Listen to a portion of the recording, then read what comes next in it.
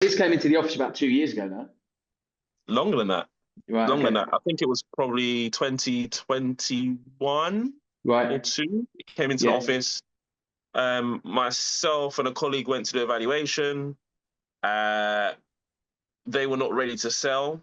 Mhm. However, for the next 2 to 3 years, I stayed in touch with them. So I would have a phone call, drop them an email every 3 months, like clockwork, just staying in touch. Didn't mean we'll get the actual instruction. So when we were actually pitching for the work originally, there were probably 5 other agents. They were very open and honest and said, look, we're Yeah. speaking to everyone. Um, and so even a couple of agents called us up and were like, look, let's try and get this together and stuff like that. But they weren't ready to sell. And then when it was time for them to sell, they just called us and was like, look, we're ready and we want you to sell it.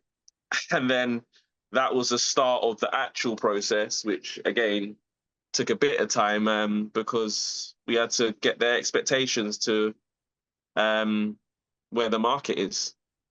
I think having uh, a structured contact plan with clients over a long period of time is critical, isn't it? As in, we Mm, both know, like, leads that land on your desk today, it's highly likely that some of them won't convert into revenue for 12, 18, 24, 36 months.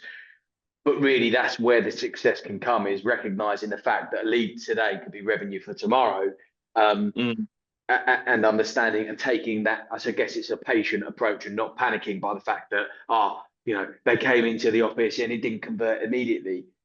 I think I tend to find with some of these sorts of instructions, like especially the vendor profile, you know, they had personal circumstances that meant that they had to go through a feeling out process. They needed to get initial information. They actually weren't able to make certain elements of decisions when they came into the office immediately.